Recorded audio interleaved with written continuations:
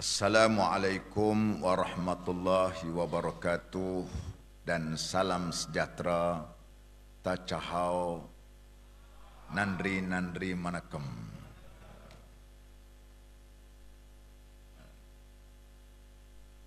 Terima kasih kepada saudara pengurusi majlis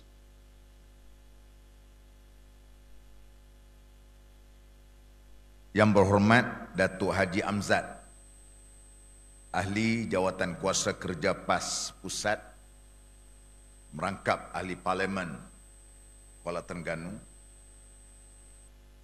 yang berhormat Haji Wan Rahimi Wan Daud, Ahli Jawatan Kuasa PAS Pusat, merangkap Timbalan Esko Kerajaan Negeri Kelantan, yang berusaha Tuan Balasubramaniam, Ketua DHPP Pusat, yang dihormati Encik Ling Guan Seng, Timbalan Ketua DHPP Pusat, yang berbahagia Datuk K. Dipakaran, Pengarah Konvensyen DHPP kali yang ke-8, yang berusaha Encik P. Uninadan, Pengurusi Jawatan Kuasa Nasional Masyarakat India, Perikatan Nasional, yang berusaha Encik S. Subramaniam, Setiausaha Jawatan Kuasa Teknikal Jawatan Kuasa Nasional Masyarakat India, yang berusaha Dr. Chong, Ketua Sayap Bersekutu Bersatu Malaysia, yang berusaha Encik Mona Reddy, Ketua Wanita Bersekutu Bersatu, yang berusaha Dr. Syamsiz Singh, Peguam Bela dan Peguam Cara, yang berusaha Datuk Goh, Esko Bersekutu Bersatu Kebangsaan, yang berusaha Encik Tai Zihao, yang dikenali juga sebagai APEC China, yang juga merupakan Peguam Bela dan Peguam Cara, yang berusaha Encik N. Dora Rash, Pengurusi Persatuan Keturunan India Kelantan se-Malaysia, SOKMO, yang berusaha Ahli Jawatan Kuasa DHPP Pusat dan seluruh pimpinan DHPP negeri-negeri, kawasan, para perwakilan, pemerhati dan tidak lupa kepada Jabatan Amal PAS Pusat yang berkhidmat pada hari ini, para media, semoga diberikan rahmat, kekuatan oleh Allah Subhanahu wa Ta'ala. Saya mulakan dengan petikan ayat Allah Subhanahu wa Ta'ala di dalam surah Ar-Rum ayat 22. Wa min ayatihi khalqus samawati wal ard wa ikhtilafu alsinatikum wa alwanikum inna fi zalika la ayatin lil alimin. Di antara tanda-tanda yang membuktikan kekuasaan Allah Subhanahu wa Ta'ala, Ia menjadikan langit dan bumi, dan juga menjadikan perbezaan bahasa dan warna kulit. Sesungguhnya yang demikian itu mengandungi keterangan bagi orang-orang yang berpengetahuan. Ayat ini ialah merupakan ayat yang nak menggambarkan inilah dia suasana kehidupan kita hidup di atas dunia ini. Adanya Cina, adanya Melayu, adanya India, adanya Sing, adanya Kadazan, adanya Iban, adanya Murud. Semuanya ini ialah tanda kekuasaan Allah Subhanahu wa Ta'ala. Kewujudan kita berbagai-bagai ini sama seperti mana kekuasaan Allah Ta'ala menjadikan langit yang tidak ada tiang. Kewujudan Cina, India, Melayu dan berbagai-bagai bahasa yang Tuhan jadikan kita ini menunjukkan kekuasaan Allah Ta'ala sebagaimana dia juga jadikan bumi yang kita duduk pada hari ini. Itulah rencam kehidupan kita di atas dunia ini. Maka sebab itu, dengan kewujudan entiti Dewan Himpunan Pendukung PAS, ialah sebagai satu terjemahan kita secara lebih dekat untuk kita melihat ini adalah merupakan tanda-tanda kekuasaan Allah Subhanahu wa taala. Tidak ada seorang pun yang minta dia nak dilahirkan jadi India. Tidak ada seorang pun yang minta dia nak lahirkan dalam keturunan Sing. Tidak ada seorang pun yang minta untuk dia nak menjadi seorang Melayu. Tidak ada seorang pun yang minta untuk menjadikan diri dia daripada keturunan Iban, Dayak, Kadazan sebagainya. Tetapi ini adalah merupakan ketentuan Allah Ta'ala yang telah pun menjadikan kita untuk nak menunjukkan kekuasaan Allah Subhanahu wa taala. Apabila jadi kita ni semua pula, tujuannya untuk apa? Untuk lita'arafu. Bagaimana Allah Ta'ala menyebut dalam Al-Quran, وَجَعَلْنَاكُمْ شُعُوبًا وَقَبَائِلَ لِتَعَارَفُوا. Dijadikan kita semua ini. Hari ini saya boleh kenal pasti dengan Guan Seng. Boleh kenalkan dengan Bala. Boleh kenalkan dengan Depakaran. Tadi saya berbual panjang dengan Dr. Samsir Singh kita. Semuanya ini ialah menggambarkan tanda-tanda kekuasaan Allah. Dan kita kena menerima realiti. Apa yang disebut oleh Allah Ta'ala itu diterjemahkan dalam konteks masyarakat di Malaysia ini yang majmuk. Yang majmuk. Mungkin kadang-kadang di setengah-setengah negara yang mereka hanyalah satu bangsa saja. Tetapi tidak di Malaysia. Kita dapat melihat dan kenal pasti. Kalau kita pergi di Sabah, Sarawak lagi, dengan berbagai-bagai etnik dan sebagainya. Ini adalah merupakan tanda kekuasaan Allah Subhanahu wa taala. Selalu saya disebut kepada orang-orang PAS juga. Jangan kita anggap bahawasanya kewujudan masyarakat majmuk ini dianggap sebagai satu bala. Tidak. Ini pada kita ialah kita anggap ini satu peluang.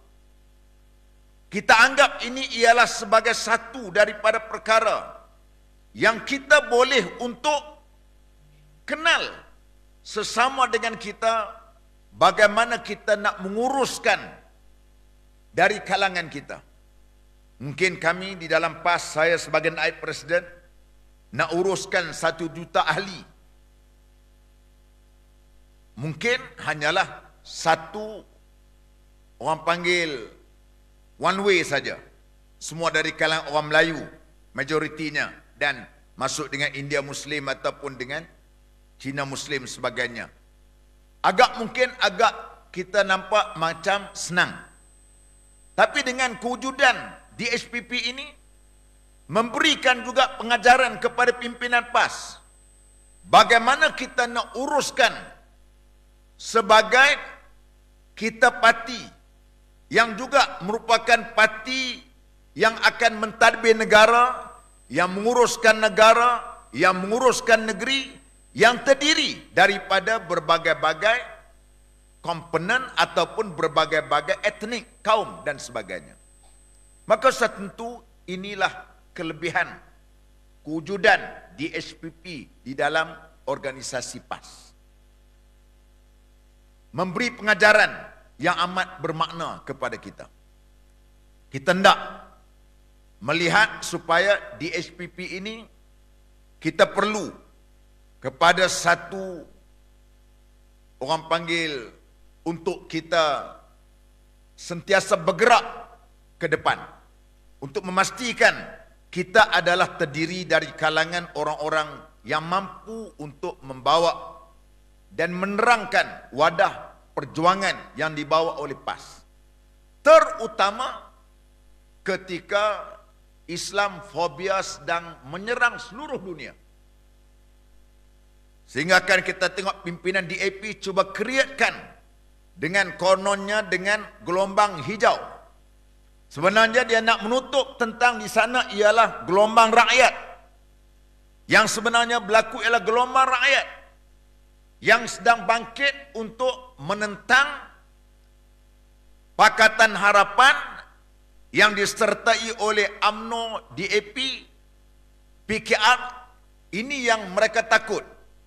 Mereka cuba untuk nak menggambarkan tentang gelombang hijau, untuk mereka nak associatekan gelombang hijau ini dengan PAS, dalam masa yang sama untuk menakut-nakutkan orang bukan Melayu dengan PAS. Dan kan saudara bala, tuan-tuan semua berada di dalam organisasi PAS, mesyuarat dalam kelompok yang majoriti. Bala seorang-seorang saja datang. Kalau kita mau makan, kita makan dia seorang saja. Kalau kita jahat, Guan Sing duduk di Kelantan, sama juga.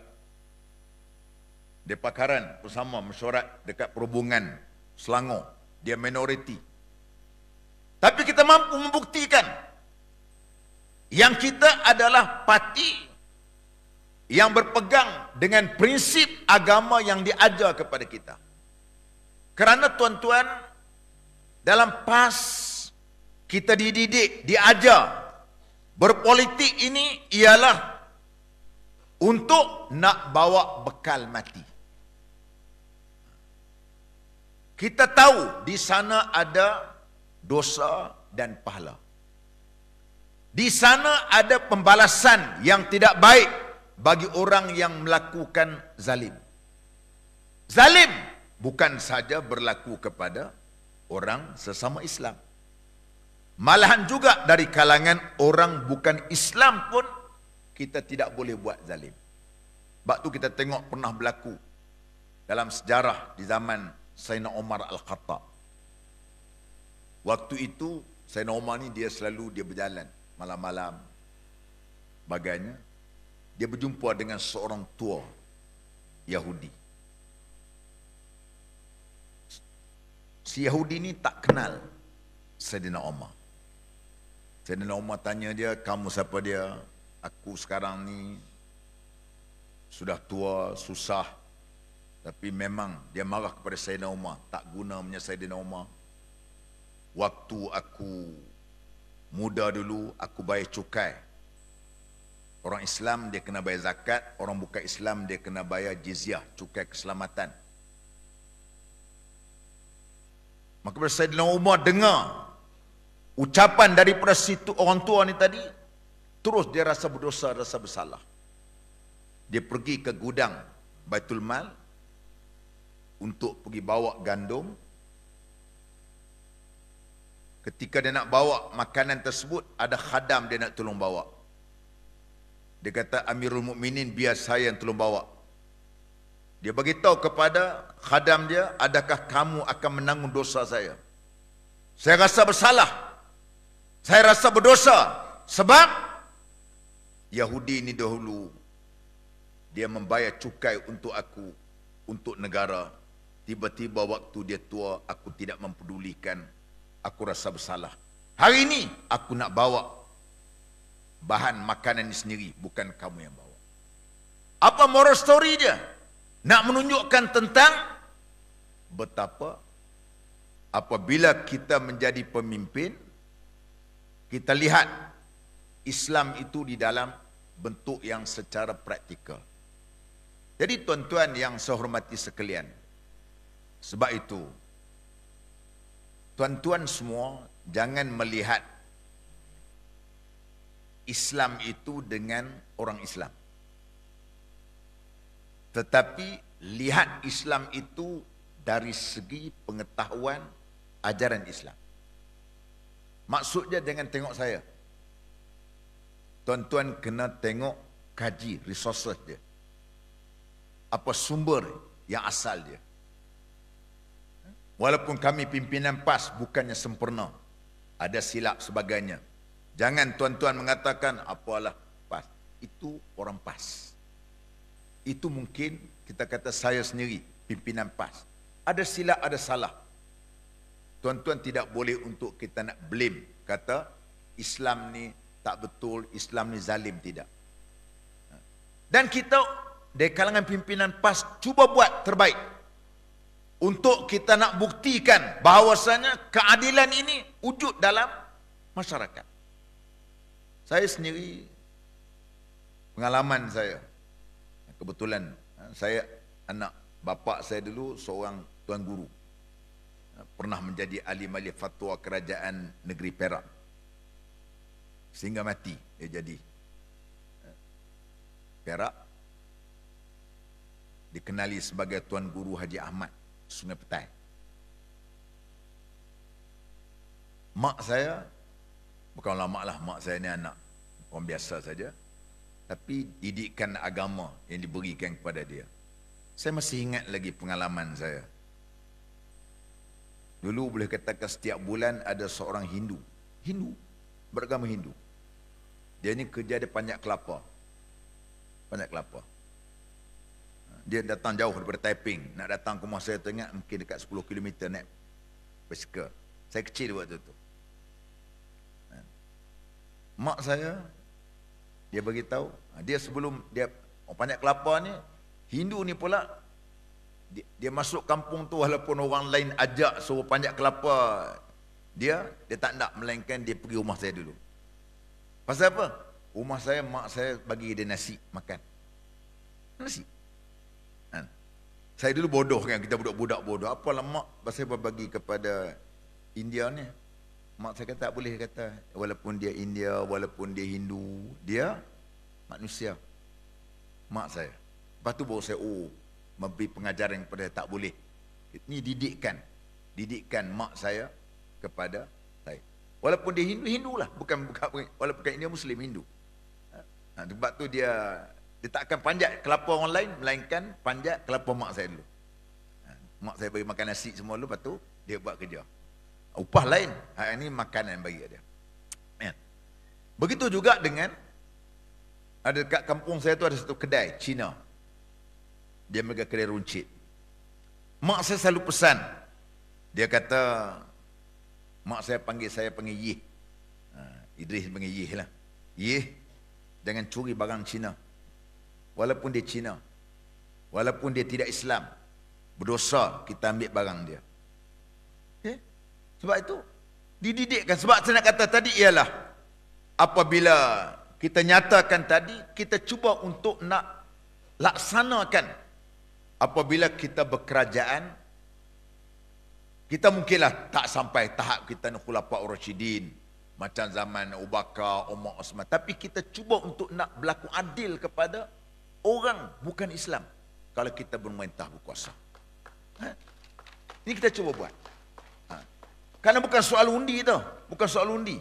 Soal dia ialah kita akan ditanya lepas kita mati nanti. Bukan soal undi. Bukan soal undi. Saya masih ingat lagi waktu saya jadi menteri dahulu, berlaku beberapa musibah, antaranya ialah banjir dan juga ribut sebagainya.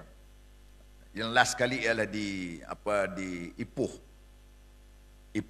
dekat area belah bandar Ipoh, berlakunya ribut, menyebabkan banyak rumah-rumah sana. Yang majoritinya terkenanya ialah orang Cina, orang bukan Melayu. Kita tahu Cina tak bagi undi kat kita. Kita tahu. Tapi dia ditimpa musibah. Dan kebetulan waktu tu kita ada peruntukan sikit, kita bawa pergi bagi seorang, peruntukan dia bagi 500 seorang. Kenapa pada kita ialah bukan soal dia undi tak undi. Soalnya ialah dia rakyat kita. Soalnya ialah dia manusia. Soalnya ialah hak yang perlu kita berikan kepada dia. Ya. Sebab tu, tuan-tuan, inilah yang cuba kita nak praktiskan dalam masyarakat kita, dalam parti kita. Dalam parti kita. Dan oleh itulah yang menjadi peranan yang paling penting sekali ialah tuan-tuan dari kalangan DSPP. Ini harapan saya. Akhir sekali ialah pesanan saya dalam soal perjuangan ini. Pertama ialah ikhlas. Okay. Duduk dalam parti ini mesti ada ikhlas.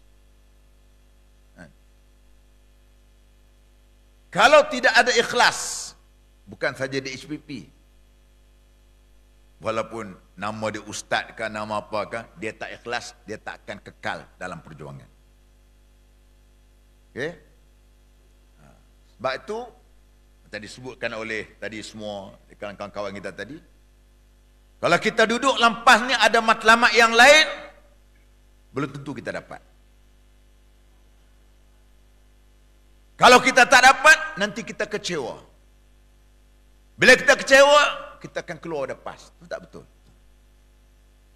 Sama juga kalau orang Islam negeri berlampas.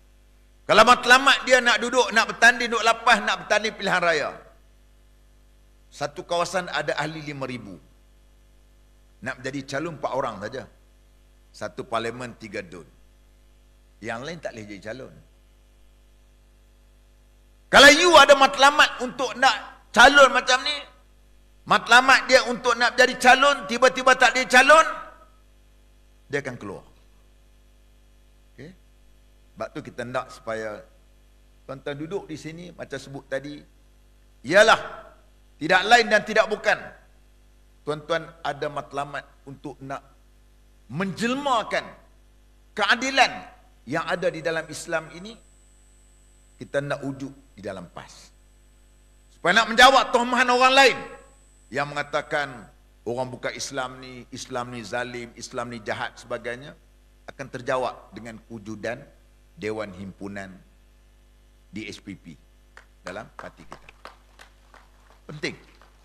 Ini matlamat yang tuan-tuan mesti letakkan itu. Yang kedua, sabar. Biasalah duduk di dalam parti kita ni, parti orang panggil non-profit body. Tuan-tuan datang sini sukarela. Datang. Kena sabar banyak. Kalau kita tak sabar dalam perjuangan, kita akan lari daripada perjuangan. Lebih lagi kita tengok dengan kerajaan PMX pada hari ini yang dipimpin, dan sebenarnya masa depan kita cukup baik. Orang akan mula lihat bagaimana DAP itu merupakan parti apabila memerintah hari ini, dia berpakat jadi kerajaan, the true color dia sebenar jelas. Sebelum ni dia cakap soal rasuah, soal integriti, porah. Betul tak? Bohongnya, Dr. Samzir. Kan terbukti, kamu memang nak kepada kuasa, kamu hilangkan selama ini yang kamu duk cakap tentang soal integriti, soal rasuah sebagainya. Bila dapat kuasa, yang penting kuasa kepada kami. Baik itu, peranan yang dimainkan oleh DSPP. Kena sabarlah. Sebagaimana PAS juga perlu sabar. PAS juga bukan senang. Hampir 60 tahun kita nak pecah tembok orang-orang Melayu. Nak memberi sokongan kepada kita. Maka masa lama. Bukan overnight. Bukan satu malam kita berjuang. Lama nak meyakinkan orang. Kerana orang anggap bahawasanya hidup mereka tanpa UMNO, Melayu tak boleh hidup. Bukan senang. Bukan senang, tuan-tuan. Mereka selalu duduk cabar. Mereka kata kalau undi PAS, PAS boleh bagi apa? Kita juga boleh cabar. Tolong tunjuk mana jalan raya yang dibuat daripada duit UMNO. Tolong beritahu. Betul tak? Hari ni pula kita tanya mereka. DAP, duit daripada duit tabung DAP. Tolong tunjuk tiang elektrik mana yang DAP buat. Mana dia? Semua duit kerajaan. Kita jadi Kelantan, kita buat duit kerajaan. Kita tak nak claim hak PAS punya. Duit kerajaan. Tapi itulah yang terlekat dalam mentaliti dari kalangan orang-orang Melayu satu ketika dulu. Tapi kita sabar. Sabar. Sabar. Akhirnya hari ini lahirnya generasi muda. Di kalangan anak-anak dia. Bapak dia saluran 1 sokong BN. Anak dia 4, 5, 6 sokong Perikatan Nasional dan PAS. Ini pengalaman saya berbual ketika kempen di dekat dengan Jeram, Simpan Jeram. Itulah pergi berjumpa dengan ketua kampung, ketua cawangan UMNO situ. Dia beritahu, dia kata, dia sendiri sebagai ketua cawangan UMNO, dia beritahu, dia kata, anak dia 2 orang. Anak dia 2 orang, dia kata, tak beri kepada, undi kepada BN, dia kata, beri kepada Perikatan Nasional, buat mana? Budak-budak, dia kata. Itu nak menggambarkan. Sebab tu tuan-tuan, kena sabar. Sabar di dalam perjuangan. Jangan kita nak fikir, kita nak cepat nak menang sebagainya. Yang kawan-kawan kita yang keluar daripada PAS tu, keluar daripada PAS, tubuh PAN, yang ini lagi pelik, ni antara formula yang paling ajaib. Mereka keluar daripada PAS dulu, tubuh PAN, tubuh amanah, kerana PAS nak berbaik dengan UMNO. Sekarang ni mereka baik dengan UMNO, tak kepening kepala. Sekarang ni kamu duduk bersama dengan UMNO BN, kamu tak konsisten. Tengok benda ni. Sama juga dengan DAP. Hari ini pun orang-orang Cina setelah pun ada sikit keraguan. Dulu lu cakap sama gua, undi Perikatan Nasional dapat Zahid. Gua undi sama lu, gua undi sama DAP, undi sama Pakatan Harapan, dapat Zahid juga. Lu tipu sama gua. Dulu lu kempen dulu. Lu cakap jangan undi sama Perikatan Nasional. PN ni jangan undi. Undi PN dapat Zahid. Gua undi sama PS, gua undi sama DAP, dapat Zahid juga. Lu tipu sama gua. Sekarang orang Cina pun dah mula pertikaikan. Soal integriti kamu sebagainya, soal cakap dah tak ada benda lagi. Sebab tu kita kena sabar dalam terus kita ini duduk konsisten, kita bersama-sama dengan perjuangan ini. Memang lambat perjuangan ni, bukan senang nak pecah tembok tadi. Bukan senang. PAS makan masa hampir 60 tahun. 60 tahun. Di SPP baru 10 tahun. Tahun 23 tahun 2010 kita tengok baru sabar.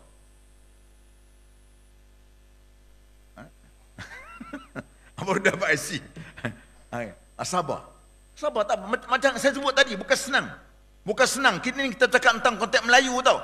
Konteks Melayu bukan senang nak berhadapan dengan orang Melayu. Akhirnya hari ini bahawa orang Melayu boleh memberikan keyakinan kepada PAS. Keyakinan kepada PAS.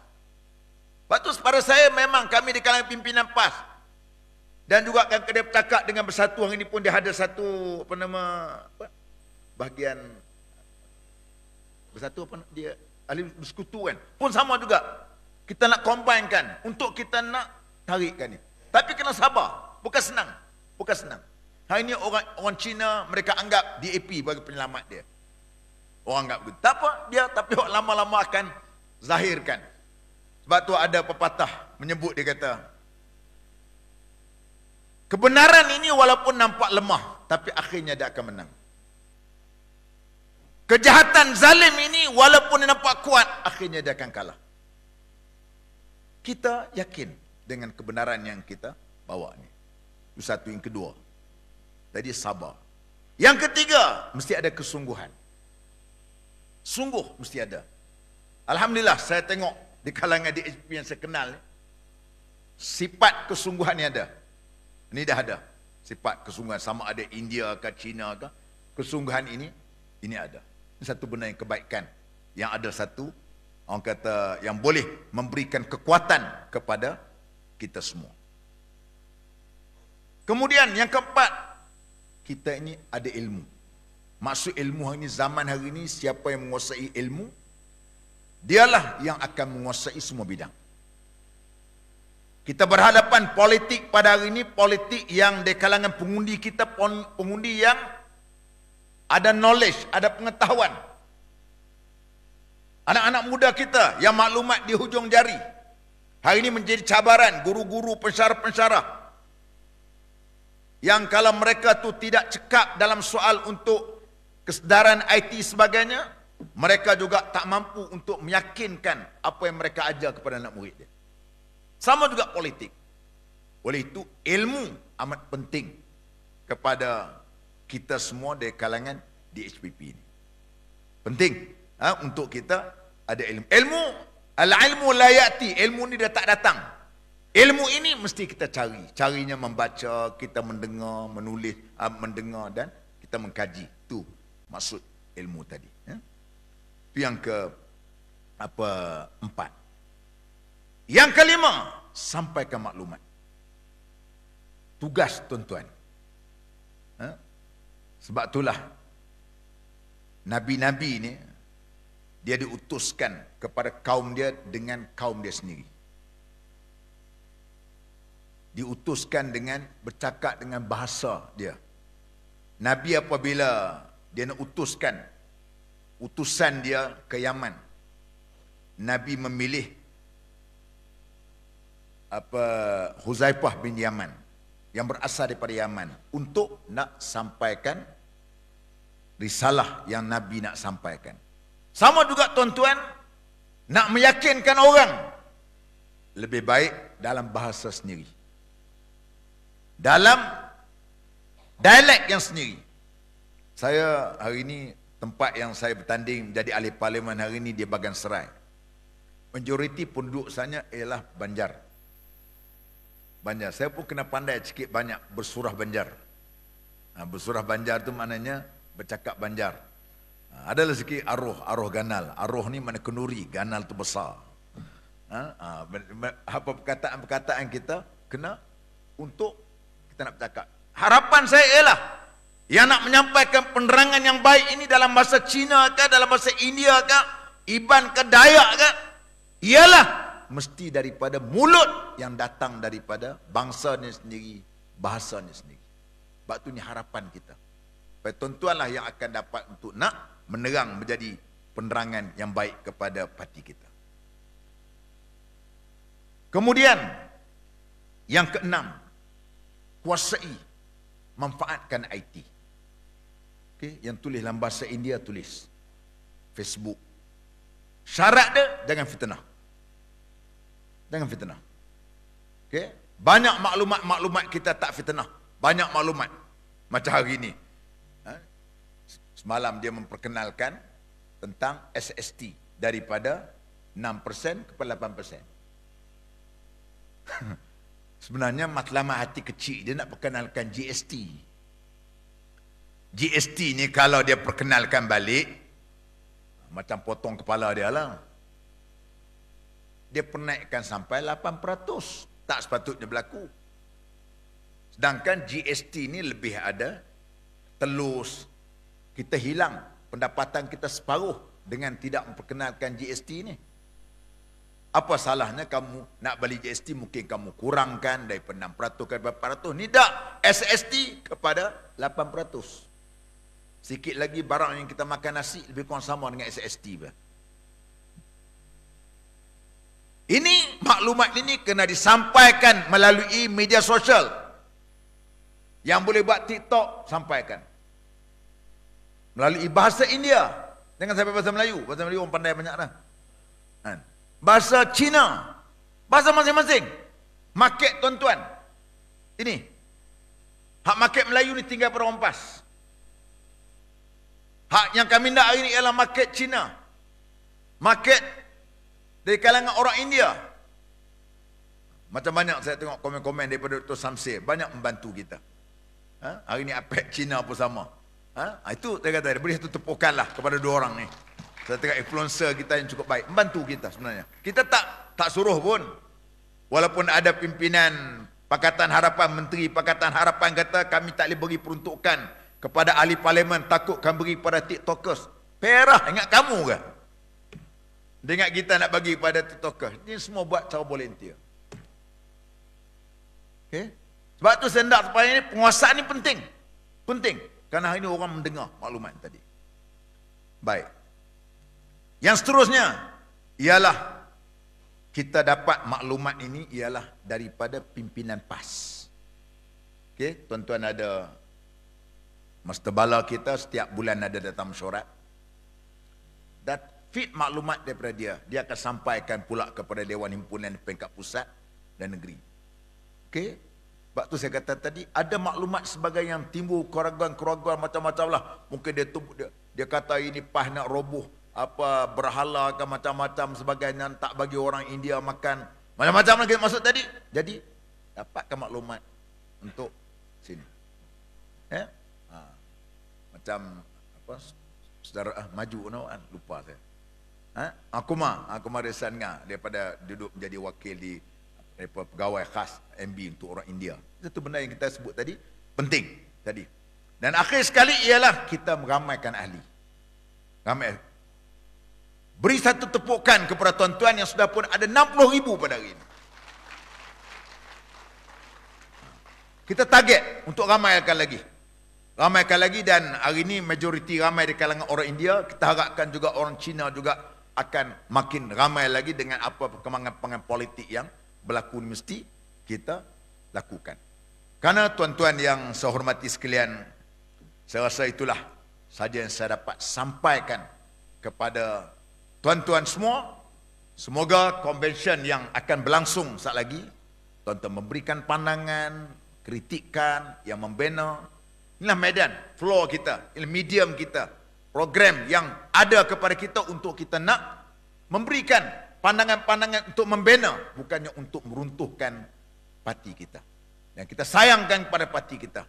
Pada saya ialah sumbangan yang diberikan oleh DHPP amat bermakna kepada kelestarian perjuangan PAS di Malaysia ini. Oleh itu, tuan-tuan mesti bergerak maju ke hadapan. Tuan-tuan adalah merupakan tunjang kekuatan untuk memberikan dan penerangan yang amat bermakna kepada parti PAS. Tuan-tuan adalah merupakan orang yang bertanggungjawab untuk memastikan bahawasanya PAS bersama-sama dalam Perikatan Nasional untuk moving forward ke hadapan untuk menjadi kerajaan yang akan mentadbirkan negara pada satu masa nanti. Tuan-tuan adalah merupakan agensi ataupun penerangan yang cukup bermakna kepada parti PAS. Tuan-tuan adalah merupakan orang yang akan menerangkan secara peribadi, secara praktikal, nak beritahu inilah dia keadilan Islam, inilah dia keadilan yang ditunjukkan oleh parti kita. Tegak tuan-tuan, bangun tuan-tuan, kekuatan tuan-tuan adalah merupakan kekuatan yang akan menyumbangkan kepada perjuangan parti PAS untuk pada masa akan datang. InsyaAllah aqulu qawli hadza wa astaghfirullahal azim li wa lakum. Wassalamualaikum warahmatullahi wabarakatuh. Nandri, manakam, kamsahamnida.